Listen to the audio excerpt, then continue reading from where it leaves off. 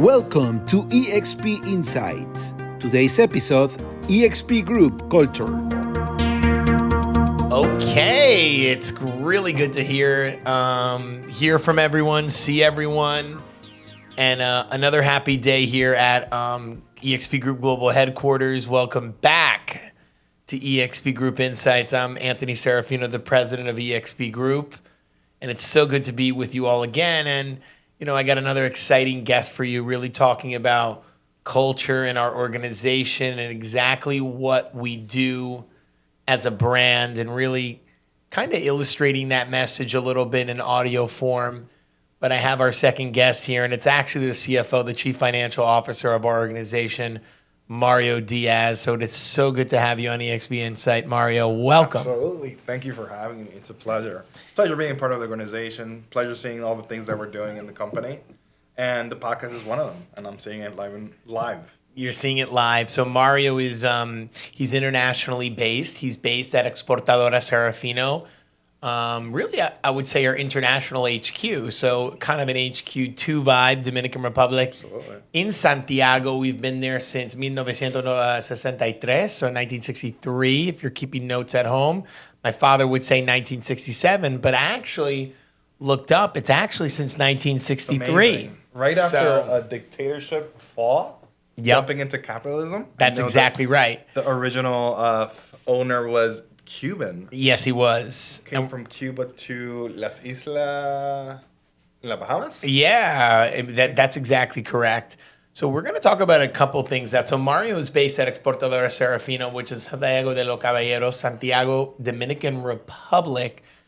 And it is a good point to mention about the fall of communism in Dominican Republic in the late 50s? 1961. Yeah, 1961. I was going to say late 50s, early 60s, but it was 61. It was Rafael Trujillo was in the Dominican Republic. So they've gone through that phase, same way Cuba was going through their communist phase, and they're still communist, quite frankly, but that's a whole nother podcast.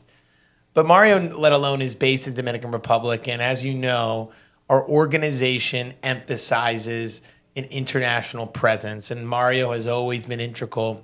When he joined, Mario joined our team in January, so just this year. He's a fresh new employee, but brings a plethora of experience. He's always said, you know, Anthony, you need to look at the company that your family has built, your father has built, as a global one. Absolutely. And this is where I always emphasize that a global presence, and we talk about a global brand. And really, when you're in Central America, South America, in different parts, what does that mean, right? So we wanted someone that represents the cultura, the culture of a different organization, and bring it to ours and really showcase what we do. So Mario is here with us, and he's here with the team for this week. We did have a board of directors meeting this week. So there was a lot of newly formed board. Newly formed board of directors. That's exactly right. And usually when it's board of directors week at EXP Group, there's a high level of a high level energy, and more importantly, an elevated sense of urgency. But something we do at our organization so well, and I want you to kind of talk of a little bit, Mario, is how we operate with that sense of urgency. And I think that is the perfect ethos and runway for any great team member to see that sense of urgency and really act contagiously that, hey, I want to act that way too. Absolutely. So let's start off with produce. You have to act with urgency. If you don't, our inventory does not get better, like wine, as you mentioned before, right? I do like wine. So if you're seeing the warehouse move, everybody's just running around, zipping around, getting things in, getting things out. I'm sure our safety department loves that, right? Absolutely. But you can't then go into the office and drink a cafecito and just walk around and not have the same sense of urgency. Mm-hmm. I think it's part of the culture. It's part of the industry. And another piece of the culture is we are global. I know with my role, we were looking at U.S. financials, and we were like, wait a second. We need to think bigger. We can't just think about what works in New Jersey. We now have sites in New York and in Texas, Dominican Republic, and who knows where's next, right? So every single product that we have is coming from somewhere else in the Western Hemisphere. So we can't think about the company just U.S. based. we have to work with a sense of urgency not only here on site, but since where we're sourcing everything, we need to make sure logistically we're also working in a sense of urgency.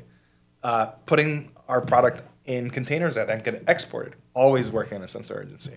So that trickles in the office, working with our vendors, even with our customers. We have a sense of urgency to deliver the product, to deliver quality in a fast pace. So we would not survive if we weren't urgent, and I think that's trickling into executives, middle managers, and across the cultura, we source from LATAM, and we service a lot of LATAM people in the U.S. So those two things, I think, are the key cultures that have just intertwined and made what EXP Group is today.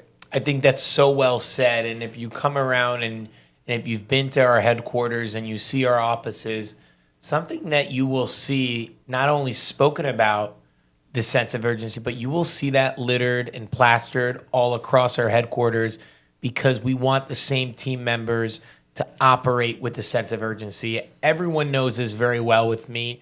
It's my biggest pet peeve when we refer to our colleagues and our team members as employees because they're not employees, right? An employee, not disrespecting any of those fantastic fast food establishments, or it's just such a mundane term. I was like, as much as we love chicken nuggets and fries, I don't want to have my same organization belittled in the same way. And I don't mean that disrespectfully. I just mean it that terminology is so important to me. So when we see our team members rolling around with that same sense of urgency that Mario described, it's so important. So really when you come here and you see it firsthand is really evaluating your workers, really evaluating the team members that work for your organization. What does that mean and what are they doing, right? Are they moving with purpose? And I think when you are really buying and selling produce and really keeping our supply chain so intact, what is the purpose for that, right?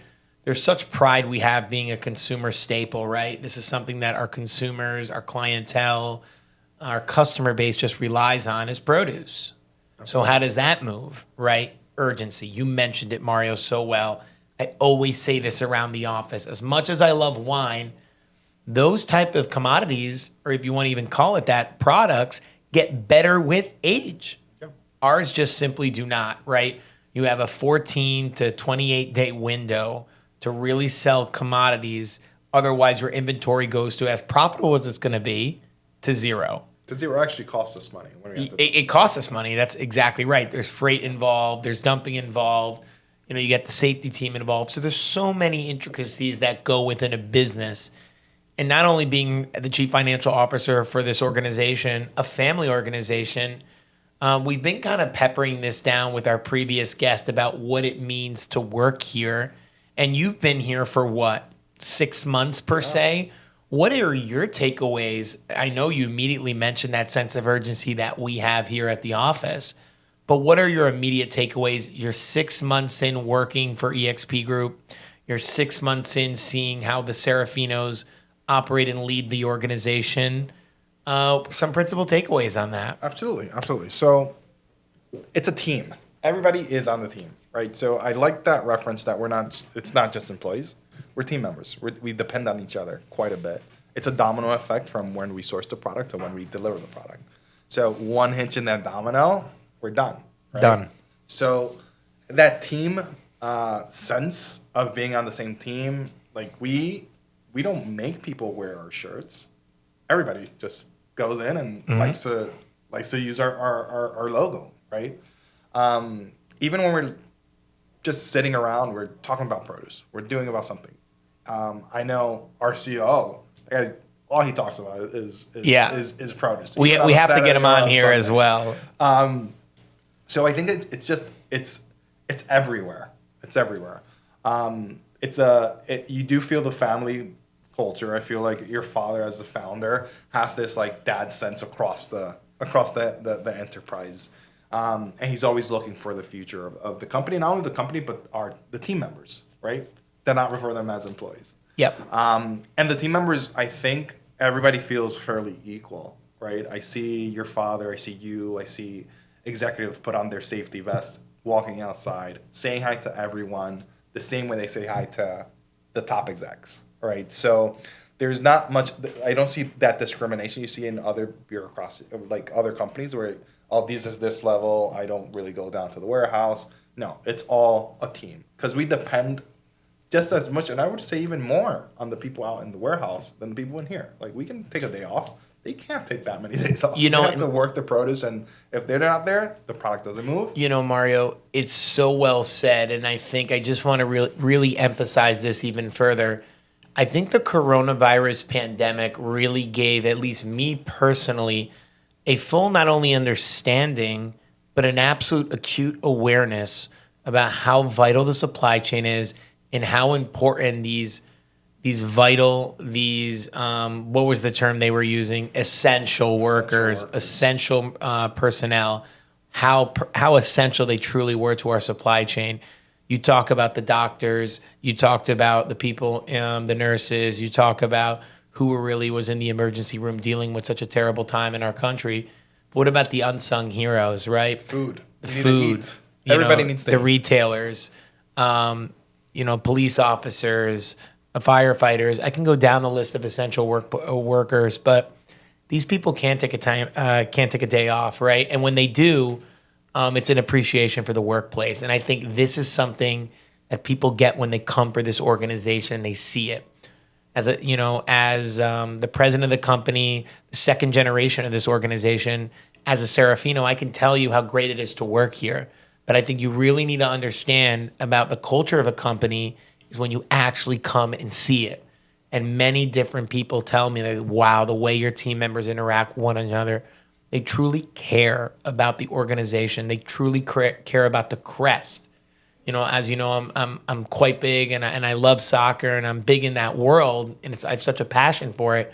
But the same passion for the chest and the crest and the logo that they wear on their jersey, it's kind of the same style. It's a sports team. Exactly. I feel like we're a sports team. And everybody I do feel that way, Mario. As their position. I do feel that way, and that's why I love soccer or football so much, is because you need 11 men or women to win a match, to win a game.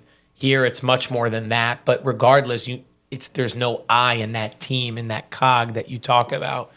And being a CFO, right, and being part of our C-suite, I think there's a big misnomer with CFOs that think they are just really in charge of the financials. No doubt they are. That is their principal responsibility, is to make sure the company is performing as top and optimally financially as possible. But being a steward of the C-suite, being a steward of the company, have corporate responsibility at a maximal, I think is so important, and being a good steward of the culture as well. Absolutely. It's a lot of responsibility, and of course we have to check the boxes, right? We have to make sure our finances are getting done. We have to make sure we have good relationship with our vendors or banks, and pretty much everything that has to do with money, right? But there's another piece with the CFO. There's a lot of strategy, a lot of culture-driven strategy. When we're dealing with produce, yes, we're dealing with produce, but we're doing a lot more than just produce. We're not just selling a product. You want to talk about that a little bit more? Of course. So one thing that differentiates AXP from what everybody else is doing is that we are in pretty much every vertical integration when it comes to produce. And one of the things that, yes, we control the sourcing, the exportation, the importation, the packing, the wholesaling, and we're pushing it into retail. So with that said, it's a lot of service. You have to deal with a lot of people. You're dealing with different companies. You're coordinating everything. So are we just selling a product? No. We are servicing multiple layers of industries. We're servicing transportation. We're servicing importation, exportation. We're dealing with different governments around Latam. We're dealing with our own government. And that's a topic that's been very hot now, right? So we're dealing not only with, hey, we just sell you this banana. No. That banana takes a long ride to come. It does take a long ride. And there was a couple years, I think it was 2017, I had a news station that wanted to take a ride. And we actually did a nice video story. It's on YouTube. I highly encourage anyone to check it out if they have not, about the journey of farm to table and a banana, going all the way from the fields of Ecuador to essentially a retailer, and we stickered the merchandise to the Pacific Ocean, Yep. to the Panama Canal, Yep. to the Caribbean, all the way up, all the way up. And they absolutely. did that whole journey, and it was so. I can't believe it. It's almost 8 years since we've done a piece like that, but it still reigns true today. I talk about the journey of not just banana, but any merchandise. And I think you said it so well, right? I think a part of a CFO mission, everyone thinks it's making sure we perform super optimally. Again, very important, but there's a strategic piece as well that I think gets lost in it. And I think we were just in a couple of meetings today, and we were talking about the strategic portion of a business is where I believe, in my opinion, the money is made. When you really invest in our team members, I always encourage them and empower them with an equal voice to speak up and say, hey, what are some strategic initiatives that this organization can be doing, should be doing, or will be doing? And what do those look like, and how we should really delve into that? The strategic opportunities that are available in a conglomerate such as ours are vast. So how do we minimize that and really tackle things one by one, setting out a strategic playbook that we can really follow? But I think the CFO is essentially the quarterback in that playbook and illustrating the vision from ownership. Absolutely. And one thing that we mentioned is human capital, right? You're dealing with human capital throughout the whole vertical process. You're dealing with farmers. You're dealing with farmers where you're buying their product. You're also dealing with truck companies that are taking the product to the port. You're dealing at the port with customs agents, then exporters, then shippers. So there's a lot of people in this business. It touches almost every industry. We're jumping into tech soon, right? You know? So there's a lot of pieces that are just integrated. And when you're dealing with so many different parts of the economy, human capital becomes that much more important. Talent is everything, and I definitely want to have this individual. She is fantastic on here eventually. It's our global talent acquisition manager. She is fantastic. And talking about our investment in human capital. And when you're growing and scaling business like ours, an organization like ours, I think the investment in people becomes paramount. I've said this on the last episode, and I will always say it. We are a people company selling produce primarily. We sell other things, as Mario mentioned, but we're in the people business. And when you really understand that you're in the people business, people and behavior optimizes and furthers organization. So how can we have the most positive behaviors be contagious within our organization? And that's the most important thing when leadership sets a message about where we need to be as a company. We need to move as a unit. Team members need to move together. And I think that's something you get when you come here and you see it, the investment at business level that we're making in our people, but not only personally as well, because I believe in a lot of personal investment into these individuals. Absolutely. And there's and that's a piece with a lot of family-owned businesses. They feel a sense of responsibility. It's not only business, it's personal. Yep. Right? It is personal. Now, when you work at a corporation, which I have, and I worked at a family business as well, you are more vested when you're in a family business. And can I interrupt? And I usually don't. Sorry. Yeah, I know my friends at home are probably like, yeah, are you sure? Talk about that difference, right? In working in a corporate landscape or corporate per se, America or LATAM, what that's like coming to a business like ours, which is family driven, value driven, culture driven, a true family business. You mentioned, yes, it is personal, but what is that difference when you come, hey, you're an employee or a team member, I should say, of Exp Group versus an employee or a team member of XO Corporate Bank or XO Corporate Organization? Absolutely. At one place, you feel like a number. At another place, you feel like someone that is needed, appreciated. Also, you do feel vested. There's a better sense of loyalty as well, both ways, right? So in a corporation, you might lose your job, but it's probably somebody that was told to tell you you have to lose your job, right? They have no pull. Here, you're dealing with the founder, the family, people that have been in the industry for so long. Everybody has a sense of loyalty, not only to the business, but to each other. You don't see that in corporate America, right? It's a bit more cutthroat, and everybody's kind of in the rat race. Here, it seems like you're just on a ship together going somewhere. And you've mentioned this sense of we're on a plane, we're going somewhere, we have a final destination, but we have to enjoy the ride, right? When it's a corporation, you don't get that sense. It's like, here is your usefulness. This is what I need from you. And it's a two-way street, right? So in a corporation, you usually clock out and don't check your email. You kind of, okay, it's vacation. I got my PTO done. I'm good, okay? And then when I go back, I start over, right? In a family business, you're on the clock all the time. You're helping, but it's not because you're forced to it. Is that you have that sense of loyalty that you have to be of service to the organization and to the family that you're working. It's so well said, and it sometimes gets super lost in our organization because a lot of our team members have only really worked for us. The turnover rate at this organization is very low. It's zero. It's zero.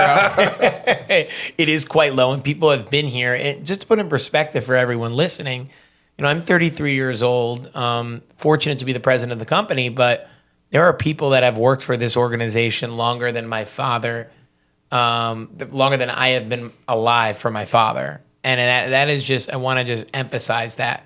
Team members working for my father longer than I have been alive. And I had to say it twice to fully grasp the magnitude of that. Why are they choosing to spend over 34 years of their lives working for my father and working for this company and working for everything that we have done? Yeah, and produce is long hours. It's not of course, clock in and clock out. It's not. So they're committed. They're on the right. There's a sense of commitment, and you see that, and you're right. It becomes personal in a sense. And it's both ways. There's a commitment from the team member to ownership, but there's a big commitment from ownership to the team member. It's almost material. You can feel it. You feel it, right? Because we give a you-know-what about our people. Yep. And I think that's the most important thing is we do have a personal take. We do have an understanding of how personal it becomes when you work for an organization like this. And I always like to use these opportunities to get behind the mic and really illustrate that. Because why are organizations not investing in their people? Is it becoming very bureaucratic? Is it becoming very mundane? Yep. Is it becoming very sterile? Why? Right. So everything that I have read as a young leader is how can we change the corporate culture of our organization to be very resemblant of a family organization? Because we are growing. Absolutely. And we are scaling. And we don't want to lose that. And we don't want to lose that. And I think that's so important to talk about how we don't want to lose that. But Mario, I do want to switch gears. And I know I could talk to you all day, and I want to keep it somewhat brief for our people listening. But as a CFO, you have gotten to this point. You've worked so hard. You've worked for a plethora of organizations. To keep it somewhat brief, but maybe delve into it a little bit if that makes any sense. Okay. Young advice or even some very wise advice for someone that is looking to break into the field and do kind of the way you have carved it out. What is someone that wants to become essentially a controller, a financier, or any type of financial position within an organization like ours, what the best advice you would give that person? If that makes any sense. Absolutely, it does. And one of the things is like there's a work ethic piece that obviously you can't miss out, which I think this generation is missing out a little bit on. They want to kind of skip steps. So start with working your butt off. Just learn as much as you possibly can, and then volunteer to do the project, volunteer to do the extra work. And then every time that you're working and you get a little bit more responsibility, kind of remember when you were in that role, how can you get that direction? What are you missing? I feel like one thing that's helped me out in my career is like every time I work for somebody, I try to learn a lot and it's like everybody has a different style. So I try to pick things from everyone I interact with, people that report to me, people are peers to me, and people that I report up to me. And I just try to wake up, do your best, and also just raise your hand. Don't be afraid of raising your hand and jumping in. Sometimes the learning curve, you might have to jump in the middle of the learning curve and just work it out. You know, a lot of it is attitude. I've mentioned this in the past to you. When I'm hiring somebody, I want to see more of their attitude to learn. What do they want to do? Because everything's fairly teachable, but work ethic and attitude is very, very hard to teach. You mentioned attitude, and it's something I've noticed very well, is if you really want to bring in a team member in a position of power at your organization, go out to dinner with their partner or their spouse. Yeah. See how they interact with their partner or their spouse with you and your partner and your spouse. What is that like? How do they treat him or her? What is that situation like? How are the interactions? Is it natural? Is it forced? You know, in the workplace, are you volunteering? Or are you voluntold? Yeah. Right. And or worse, you're avoiding. You're avoiding it, Yeah. right? Yeah. So I think it gets very cliched when you talk about it. It's like, hey, work your ass off. It's going to work out. Yeah. But I think when it comes down to it, I think I always say this very well. And I said the cream always rises to the top. And it does, because when you do great work, people aren't blind. They see it. It always shines. You know, that beautiful piece of jewelry always shines in the night, not just in the daytime when there's light. And I think you want to be that beautiful piece of jewelry at an organization, always be an asset. Yeah. Because unlike produce that depreciates, a good piece of jewelry always appreciates. And we appreciate you and what you do for this organization, Mario. Absolutely. Thank you so much. Thank Happy you. to be here. Thank you so much. Mario Diaz, the CFO of Exp Group. And we're so happy to have you all listening. And we're going to be back shortly with another episode. Tune into next time. Anthony Serafino, the president of our organization, signing off. We'll talk to you very soon. Thank you.